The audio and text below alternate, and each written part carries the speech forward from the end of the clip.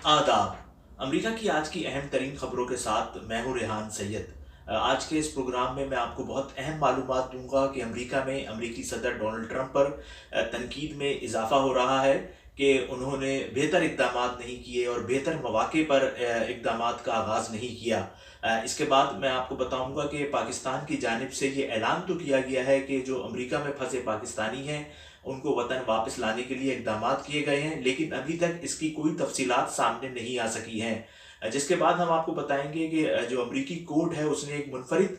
जो है एक फ़ैसला किया है और मैं आपको बताऊंगा अगर ऐसे इक़दाम पाकिस्तान के कोर्ट्स की जानिब से भी हों तो उससे लोगों को बहुत ज़्यादा सहूलतें मिलेंगी। जबकि सबसे आखिर में हम बात करेंगे कि एक तरफ तो पूरी दुनिया कोरोना से लड़ रही है, जबकि दूसरी तरफ जो उम्मत मुस्लिमा है वो आपस में उसकी लड़ाई झगड़े ही ख़त्म नहीं हो रहे हैं और मैं आपको इसकी तफसीलात से आगाह करूँगा। मेरे पेज को लाइक कीजिए, चैनल को सब्सक्राइब कीजिए और वीडियो पसंद आए तो लाजमी लाइक कीजिए और अगर पसंद नहीं आए तो इसको डिसलाइक करें ताकि मुझे पता चल सके कि मेरा कंटेंट कैसा जा रहा है। आप लोगों की आरा के साथ इसके अंदर आने वाले दिनों में मजीद बेहतरी भी लाएंगे। अमेरिका में जो कोरोना के शिकार अफराद हैं उनकी तादाद 8 लाख से जायद हो गई है, जबकि जो हलाकतें हैं वो 42,000 से जायद हो गई हैं और सिर्फ जो न्यूयॉर्क है उसके अंदर 2,50,000 से जायद अफराद कोरोना के शिकार हैं और 19,000 से जायद अफराद की हलाकतें हो गई हैं। और इस वक्त यहाँ पर जो फ्यूनरल का सिलसिला है, तदफीन का मामला है, वो भी बहुत पेचीदा होता जा रहा है। जो जिन लोगों को इंतकाल हो रहे हैं उनको कई कई दिन के बाद दफनाने का वक्त दिया जा रहा है। बहुत ज़्यादा एक तशवीशनाक सूरत हाल है और रियासत पूरी कोशिश कर रही है कि किसी तरीके से इस मुश्किल वक्त से निकला जाए। और इस सिलसिले में हम देख रहे हैं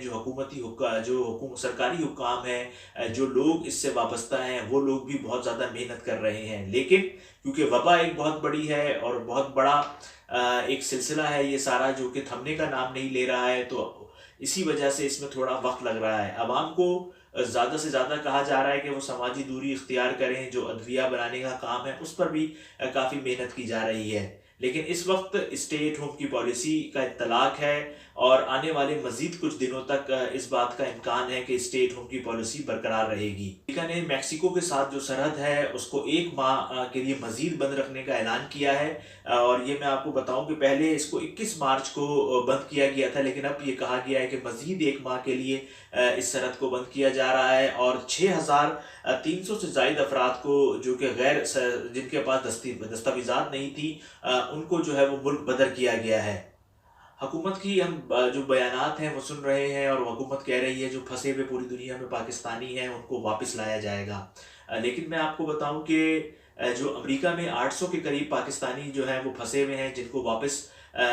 पाकिस्तान जाना है। हुकूमत की तरफ से ऐलानात किए गए हैं। आपने देखा होगा कि मीरा ने भी गुज़िश्ता रोज़ एक वीडियो जारी की है जिसमें उन्होंने बताया है कि वो न्यूयॉर्क में है और उनको वापसी के लिए कोई इंतज़ाम किए जाएँ। लेकिन जो अभी शेड्यूल जारी किया गया है जहाज़ों का हुकूमत पाकिस्तान की तरफ से, उसमें 20 से 28 तारीख तक के दरमियान जो है वो कोई भी फ़्लाइट पाकिस्तान के लिए अमेरिका से नहीं जा रही है। 20 से 28 तारीख के दरमियान का मैंने शेड्यूल देखा है तो उसके अंदर अमेरिका से पाकिस्तान से अमेरिका कोई स्पेशल फ़्लाइट का तस्करा नहीं है, कोई अमेरिका से पाकिस्तान की स्पेशल फ़्लाइट का तस्करा नहीं है कि अमेरिका से पाकिस्तानी जो है वो किस तरीके से अपने वतन वापस जाएंगे। शेड्यूल आ गया है 20 से 28 तारीख का, मुख्तलिफ ममालिक से जहाज़ मुसाफिरों को, पाकिस्तानियों को लेकर वापस पाकिस्तान जाएंगे। लेकिन अमेरिका में जो फंसे पाकिस्तानी हैं उनका अभी तक उस हवाले से कोई शेड्यूल सामने नहीं आ सका है। हुकूमत पाकिस्तान कह रही है, मामले खसूसी बराए ओवरसीज़ भी कह रहे हैं कि हम फंसे हुए पाकिस्तानियों को वापस वतन लाएंगे, लेकिन अभी तक जो जहाज़ों का शेड्यूल है उसमें कोई तस्करा नहीं है। तो अमेरिकी सदर डोनाल्ड ट्रंप है, उन्होंने 10 अप्रैल को कहा था कि जिन ममालिक के मुसाफिर यहाँ पर हैं वो अपने ममालिक को अपने जो शहरी हैं उनको वापस लेके जाएं। इस वक्त लोग परेशान हैं, अमेरिका से वापस पाकिस्तान जाना चाहते हैं, लेकिन जहाज़ों की बंदिश की वजह से कोई अभी तक वापस नहीं पहुंच सका है और ना ही किसी को अभी तक इस बात का पता है कि कब वो अपने वतन जो है वो वापस जाएगा, जिसकी वजह से लोग काफ़ी परेशान हैं और राब्ता कर रहे हैं हुकाम से, लेकिन उनको अभी तक कोई मुस्तनद जवाब और नहीं दिया जा रहा है कि वो कब और किस तरीके से अमेरिका से वापस अपने मुल्क जाएंगे। ये वॉशिंगटन पोस्ट ने आज एक खबर लगाई है जिसमें उन्होंने कहा है कि मास्क और तिब्बी सामान अमेरिका ने मास्क और तिब्बी सामान जो है वो चीन भेजा है। और ये उस वक्त भेजा गया था जब चीन से ये वबा दीगर ममालिक में निकल रही थी, और दीगर ममालिक से भी ऐसी रिपोर्ट्स आ रही थी कि ये वबा वहाँ पर पहुँच गई हैं। लेकिन अमेरिकी हुक्काम ने इजाज़त दी और उसके बाद ये जो सामान था, तिब्बी सामान और मास्क, ये अमेरिका से चीन पहुँचे हैं। इस हवाले से वाशिंगटन पोस्ट ने लिखा है कि चीन ने 120 से ज़ायद मुल्कों से सामान जो है ये मंगवाया था। अब ऐसे में काफ़ी हम देख रहे हैं कि तनकीद की जा रही है कि हुकूमत ने कोई बेहतर तैयारी नहीं की इस वबा से निपटने के लिए, जिसकी वजह से इतना बड़ा ये मसला जो है वो अमेरिका में पैदा हो गया है और अमेरिका में जो मईशत है उसको बहुत ज़्यादा धचका पहुंचा है। हालांकि जो हुकाम सरकारी हुकाम है उन्होंने कहा है कि सालों अमेरिका की मईशत को खड़ा होने में नहीं लगेंगे, बल्कि हम चंद महीने में ही खड़ा कर देंगे। और जो अमेरिका में जो हुकूमत है उसकी कारकर्दगी है उसको देखकर इस बात का तो यकीनी तौर पे हम कह सकते हैं कि अमेरिका में जो मईशत है वो जल्द खड़ी हो जाएगी। लेकिन जो नुकसान हो रहा है इस वक्त, उसके हवाले से भी काफ़ी तनकीद अमेरिकी सदर डोनाल्ड ट्रंप पे इस वक्त की जा रही है। इसके साथ ही मैं आपको बताऊं कि जो ऑस्ट्रेलिया की क्वींस यूनिवर्सिटी है उसने एक नई तहकीक की है, और उस तहकीक में ये बताया गया है कि जो सीवरेज का पानी उन्होंने दो प्लांट से लिया है तो उसके अंदर कोरोना वायरस पाया गया है। ये एक बहुत अलार्मिंग एक बात है। अगर सीवरेज के पानी में कोरोना वायरस आ गया तो इससे तो और ज़्यादा मुश्किलात में इजाफा होगा, और अभी इस सिलसिले में तहकीक जारी है। और ऑस्ट्रेलिया के साथ अमरीकी और दीगर जो ममालिक के अफराद हैं वो भी इस वक्त इस तहकीक में काम कर रहे हैं, इस तहकीक के सिलसिले में काम कर रहे हैं, और आने वाले दिनों में इस हवाले से जो रिपोर्ट है वो सामने आएगी। लेकिन जो बाज़ अफराद हैं उनका ये कहना है कि अगर सीवरेज के पानी में कोरोना वायरस के शवाहिद आ गए और इससे वो इंसानों में मुंतकिल हुआ तो ये पूरी दुनिया के लिए ख़तरनाक बात होगी।